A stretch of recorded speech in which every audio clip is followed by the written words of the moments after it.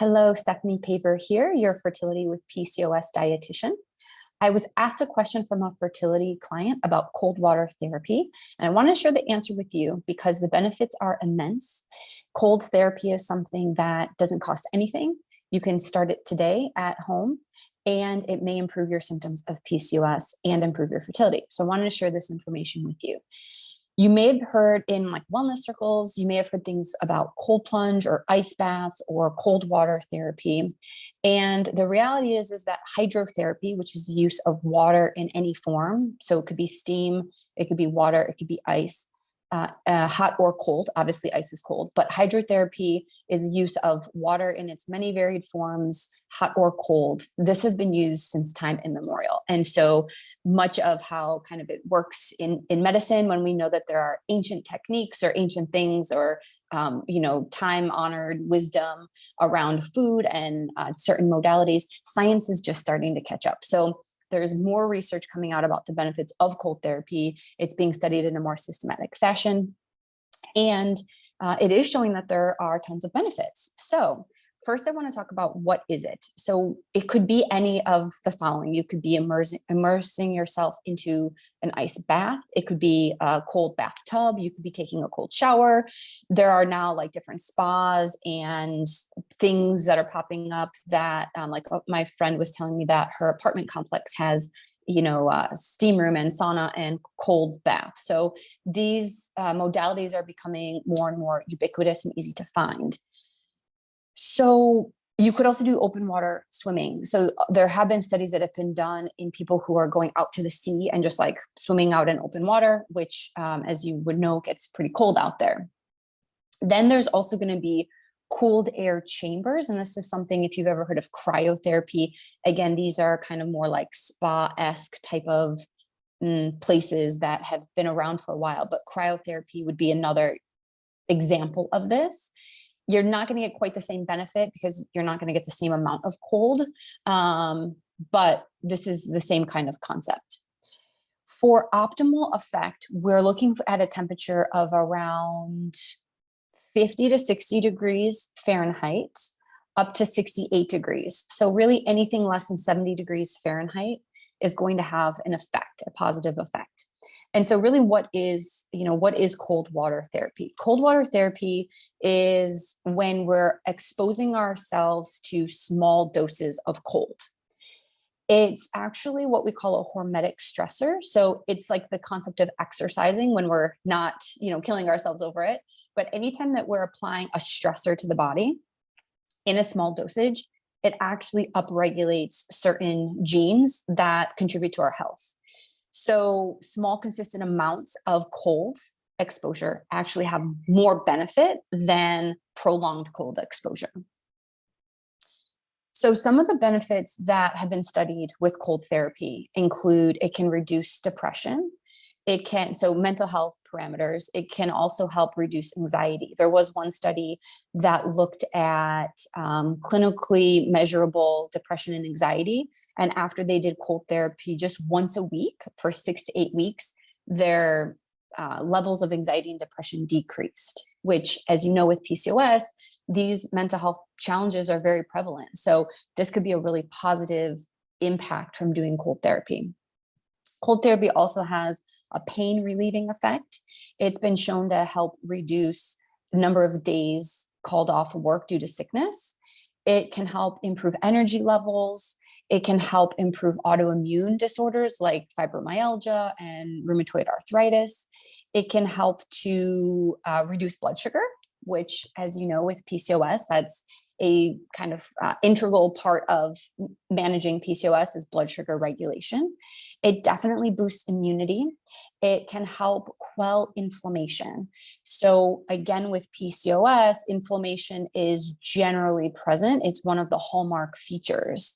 And so if we are doing something on a daily basis that we know can, decrease inflammation, that may then impact your fertility in a positive way.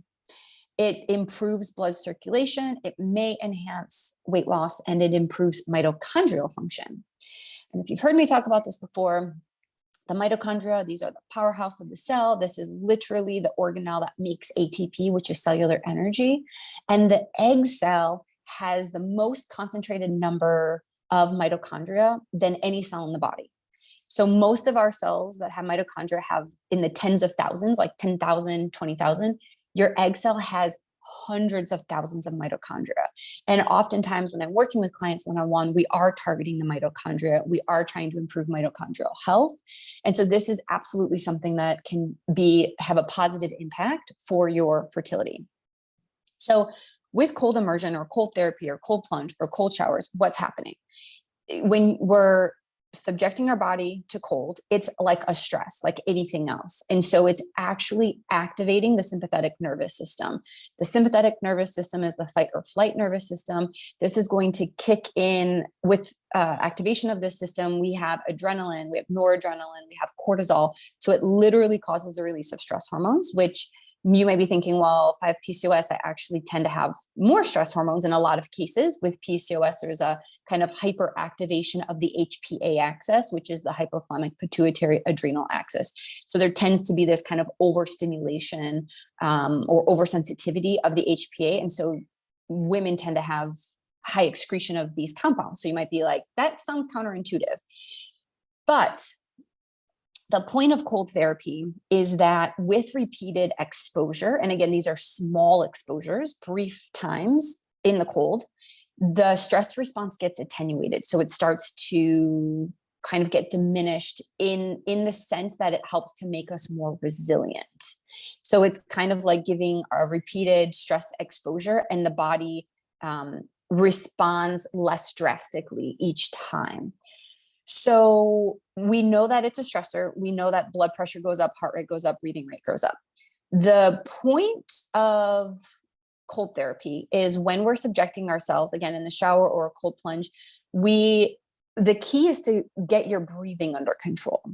And so that's really about controlling the vagus nerve, so the vagus nerve innervates the heart. The vagus nerve innervates a lot of things. I'm going to do a whole nother video on this, but what's happening is that when we can control our breathing, and through the vagus nerve, we can control our heart rate.